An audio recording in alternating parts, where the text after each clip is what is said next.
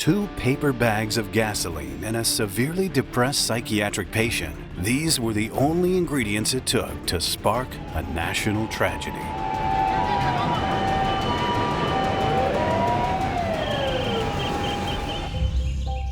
On a chilly morning in Osaka, desperate screams for help filled the air. Flames and smoke consumed the 4th floor of a slender building. In the chaos, a man burst through the crowd of worried onlookers. "Please, my son owns the clinic. Where is my son?" The circumstances of the fire seem oddly suspicious, and the public soon demands answers. But the truth was much worse than anyone imagined. It turned out to be a carefully designed plan to take as many lives as possible. And yet, the warning signs were decades in the making, from a friendly grandpa who had a twisted fall into loneliness and despair. Japan is famous for its strong work ethic and dedicated employees, but this comes at a cruel cost to exhausted staff. Many suffer from stress, burnout, and even deaths from overwork have been reported. One institution people turn to find help was the Nishi Umeda Clinic for the Mind and Body. Run by Dr. Nishizawa, the psychiatric clinic treated people suffering from conditions like depression, anxiety, and sleep disorders. Among its patients was a man named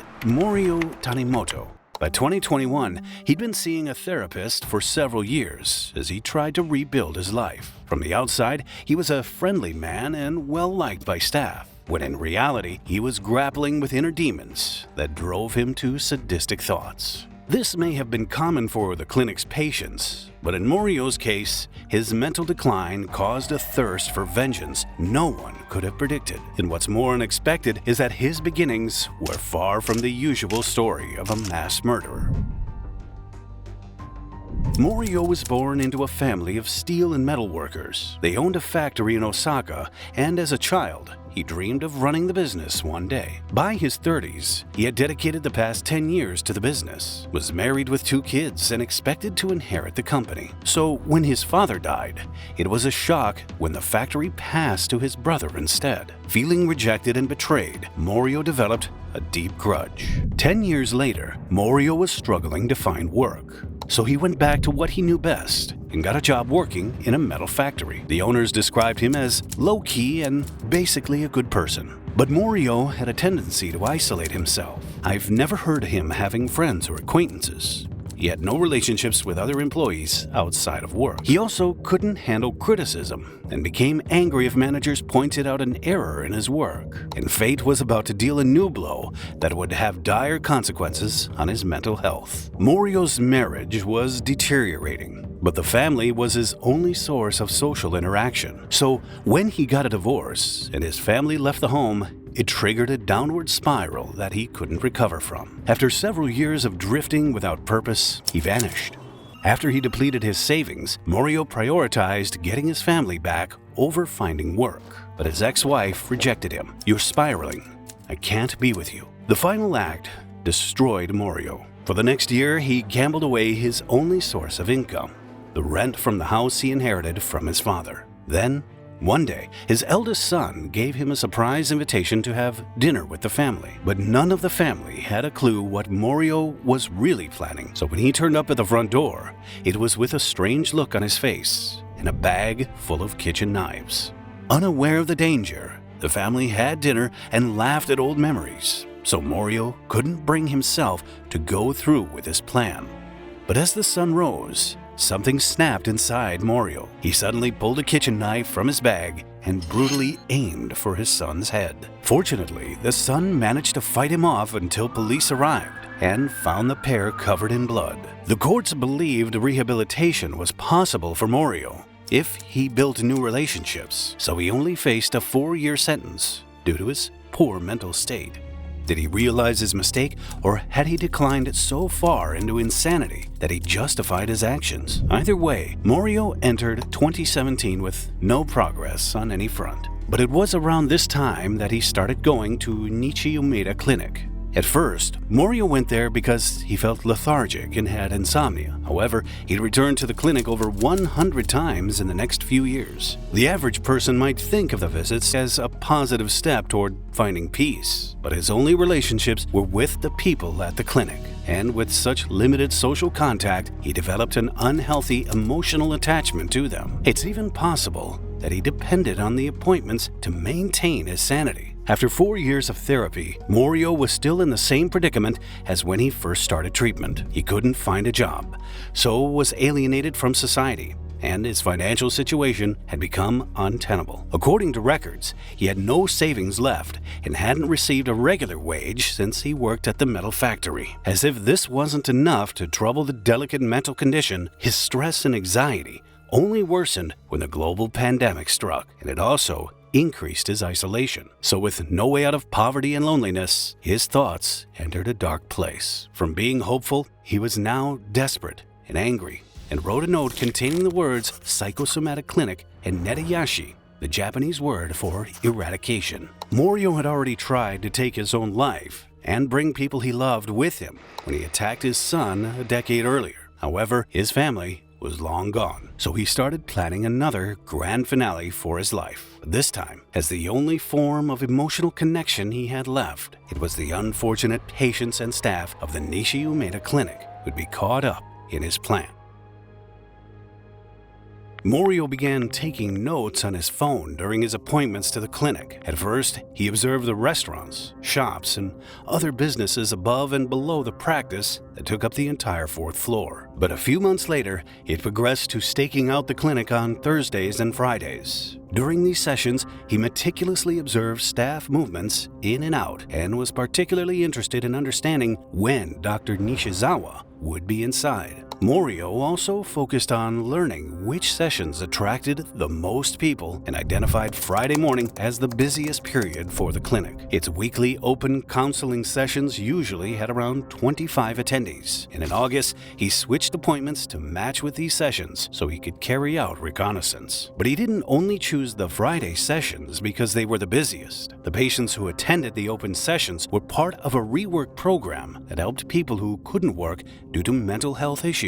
Morio grew obsessed and jealous that there were people in the same situation he was in, but had jobs and a life to return to, whereas he had nothing. With this in mind, he turned his attention to studying the layout of the building, as well as the clinic's design and floor plan. Around this time, he even left a note reminding himself to measure the size of the exit doors. As Morio gathered information over several weeks, he figured out that although it was an 8-story building, there was only one main exit at the front and no external fire escapes. This meant the only entry and exit point to the Nishi Umeda Clinic was the lift and main stairwell in front of the reception desk. It did, however, have windows at the back of the building, but they were partially sealed, so useless to anyone trying to escape in an emergency. In short, if he found a way to block off the reception area, the 4th floor would become a death trap. Having identified weaknesses in the building's design, by October 21,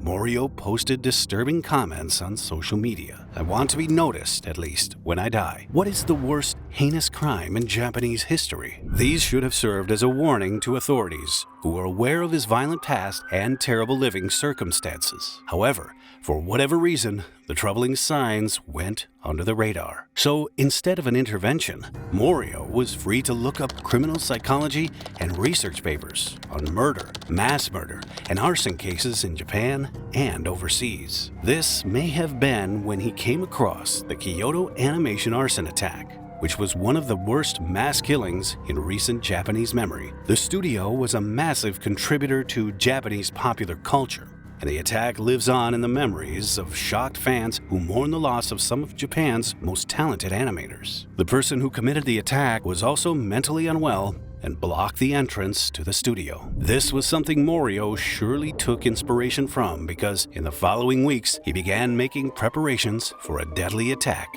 at the clinic. Morio decided to strike on December 17th, It's not clear why he chose the date, but with no money or regular income, he might have believed he was out of time. So a few weeks before the fateful day, he purchased 30 liters of gasoline from separate fuel stations. With the fuel ready to go, he learned that around 20 people were set to attend the public therapy session on December 17th. So he turned his attention to ensuring as many of them would be trapped in the building as possible. During a routine appointment at the clinic, Morio sabotaged the fire extinguisher by applying caulk to the glass door that contained it, meaning it wouldn't be easy to access in a fire. Staff working on the day noticed him acting unusually aggressive toward them, but they didn't pick up on his suspicious behavior, and with no security guards, his tampering with emergency equipment went unseen. Another chance to stop Morio came on the night before the fire. Dr. Nishizawa told his wife that he discovered tape on an emergency door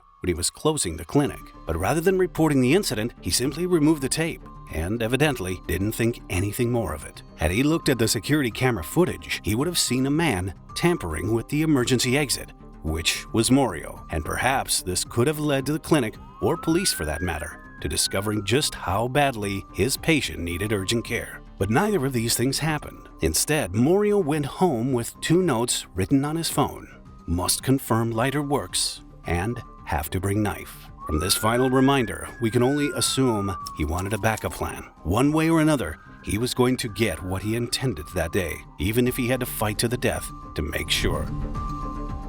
At around 9:50 the following morning, the fire department received calls about a small blaze that had started in Morio's home. Inside, they find several tools and burnt paper containing disturbing handwritten notes. But Morio isn't home. It's possible he started the fire to distract rescuers or to remove all traces of the memories he once enjoyed. Alternatively, he could have been testing how to light the gasoline in a last-minute preparation. As firefighters wonder who lives inside the home, security cameras capture an innocent-looking Morio cycling toward the clinic. He's right on schedule to get there for the start of the public meeting. With him are 2 large paper bags, but rather than carrying innocent day-to-day items, they're the perfect disguise for 2 plastic containers full of gasoline. At around 10:15, Morio approaches the clinic carrying the 2 bags. However, before he enters it, he puts the bags down by the entrance and out of sight from staff or patients. The bags are leaking, and Morio doesn't want the smell of fuel to arouse suspicion. With the bags on the floor, he walks up to the reception and is greeted by staff who smile and welcome him. By now, he's known some of them for over 4 years, and Morio shows his clinic card, pretending to attend the group session. Everyone in the clinic knows and trusts him, so when he pulls a lighter from his pocket, they have no idea what he is about to do. Igniting it several times, Morio suddenly pours fuel all over the waiting room floor, blocking the only exit. Before anyone can ask what he's doing, he sets the fuel on fire, and massive flames roar up to the ceiling in an instant. With more than 20 patients inside the clinic, it's a nightmare scenario. All they wanted was to live an ordinary life, and staff cared for the patients like family members. None of them were a threat to Morio. As panic spreads, he makes sure no one can escape. He throws a second bag of gasoline into the fire and stands guard to fight off any would-be heroes. A group of about 10 people head to the exit, but Morio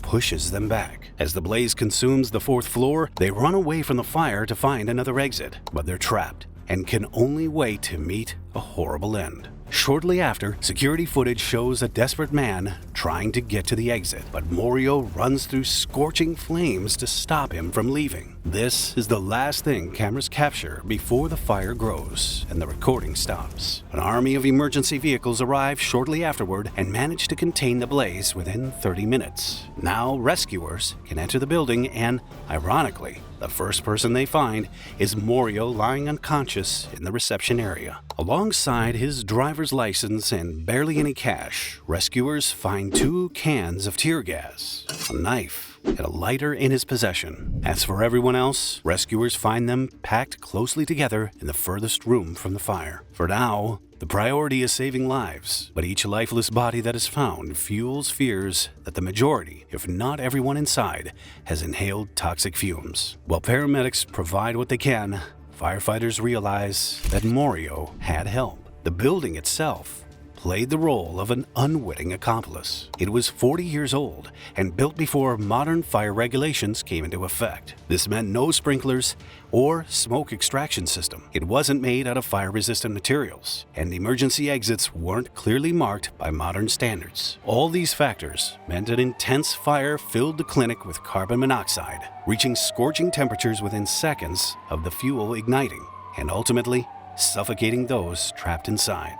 Due to Morio's actions and lack of adequate fireproofing, 26 people lost their lives. Everyone on the 4th floor died, except Morio. He was rushed to the hospital in critical condition, but authorities knew he started the fire from the egregious items found on his body. They released Morio's identity before they knew if he'd recover from the brain damage he suffered, as the public demanded to know what had happened. Safe to say, when they found out Morio was responsible, it was hardly believable that a friendly grandpa decided to murder a group of professional therapists whose work had helped many in the city. Unfortunately for the families of the victims, Morio never made it to trial. He died on December 30th, 2021, having never regained consciousness in the hospital and succumbing to carbon monoxide poisoning. The fire triggered fresh debates about attitudes towards mental health in Japan. Some sympathized that Morio was rejected by society, whereas others expressed anger towards his cowardice and selfishness and resent that he died before explaining his actions. Approximately 30,000 emergency inspections took place in buildings across Japan following the disaster. But with high renovation costs,